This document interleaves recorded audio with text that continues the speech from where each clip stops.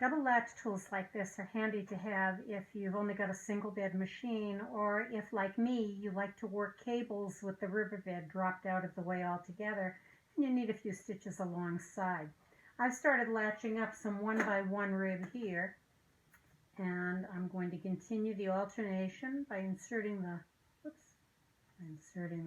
tool through the next alternate pair of stitches, and then dropping both of those stitches up above from the needles and letting them run down onto the tool. And just the very first one you want to position carefully, get them both started with just enough pull to really get the stitches clear, and then push forward to get them behind the latch, grab new yarn and pull it through. It's pretty straightforward. The only place that this differs from latching with a single tool is when I get up to the top, and then I'll show you what to do there.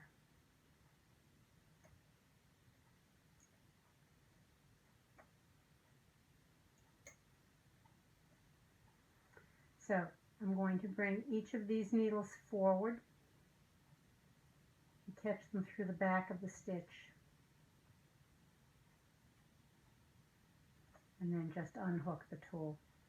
You'll notice that the stitches are really pulling right now. When I take this work off of the machine and give a good tug, the stitches will realign correctly. And normally I'd be doing this off of a heading of waste yarn, dropping right down to the bottom if I were forming an actual rib for the bottom of a sweater.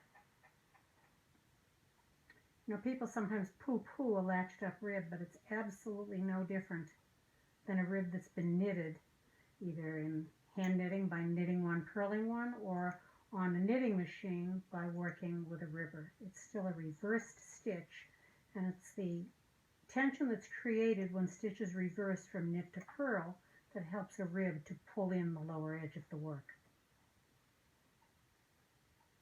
So again, catch the back of the needle through the back of the stitch, and then remove the tool. The 2x2 tool works exactly the same way, except because the stitches are right next to each other with no relief in between. You need to pull a little bit more firmly,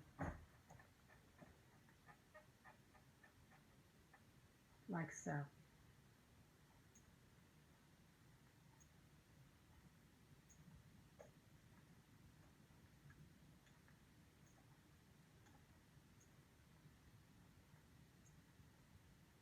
Now, if you should split a stitch or miss one of them, better to, I didn't here, but I thought I'd show you how, better to just drop back and start over than trying to mess with it mid-row.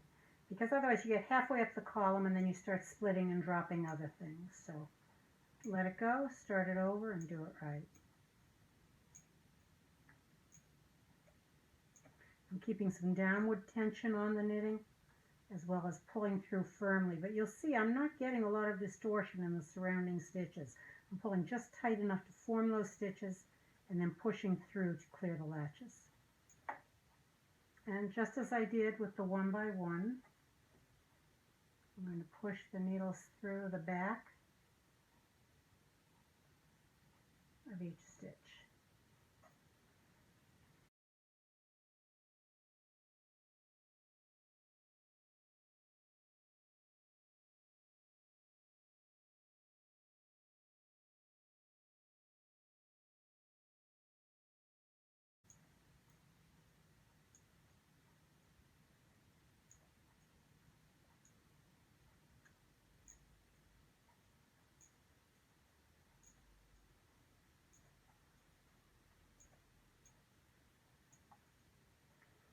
When you reach the top, flip open the latch,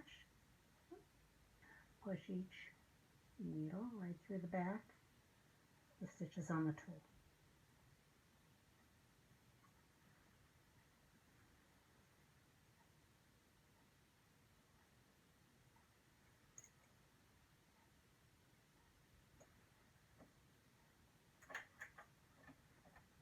These particular tools are constructed with the latch tools perpendicular to the handle, only because I find them more comfortable to hold this way. But you may find some double latch tools out there on the used market from some much earlier machines. They used to have them for standard gauge, and those would be mounted like a conventional latch tool coming out of the end of the handle.